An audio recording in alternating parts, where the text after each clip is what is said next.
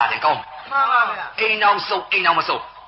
အိမ်အောင်ဆုံးတာကလင်ကလည်းတရားကျင့်မယားကလည်းတရားကျင့်အဲ့ဒါအိမ်အောင်ဆုံးခေါ်တယ်လင်ကနတ်သားမယားကနတ်သမီးအိမ်အောင်မဆုံးလို့ရှိရင်လင်ကတော့တရားကျင့်လင်ကတော့နတ်သားဒကမကတော့ဗိုက်စကုန်းနဲ့ပြောလောဘနဲ့ပြောတယ်ဈေးတွေနဲ့ပြောတယ်လောဘနဲ့ပြောနေတယ်မယားကတော့ဘာလဲတဲ့ဖုတ်ကြတယ်စီအဲ့ဒါကအိမ်အောင်မဆုံးမှုတကကြီးလှေချုံစည်းခေါ်အိမ်အောင်ဆုံးဆိုတဲ့ဥစ္စာကဘယ်လိုပုဂ္ဂိုလ်အိမ်အောင်ဆုံးတယ်လဲဆိုတော့နှုတ်မြတ်စွာဘုရားကိုတော်မြတ်ကြီးနိဗ္ဗာန်ကူတော်လဲရတော်တရားနိဗ္ဗာန်မကူဘူးလားကူပါဗျာအိမ်အောင်မဆုံးဘူးလားဆုံးပါဗျာအဲ့ဒါအိမ်အောင်ဆုံးခေါ်တယ်တကကြီးမှန်ပါဗျာတကာကဝိပဿနာတရားကျင့်ညာအထုတ်နိုင်လို့ရှိရင်ဒကမလည်းကျင့်မှန်ပါဗျာအဲ့ဒါအိမ်အောင်ဆုံးတကာကဝိပဿနာတရားကျင့်တယ်ဒကမမကျင့်ဘူးအဲ့ဒါအိမ်အောင်မဆုံးဘူးမှန်ပါဗျာတကာကတော့ကျင့်ညာအထုတ်လို့နတ်သား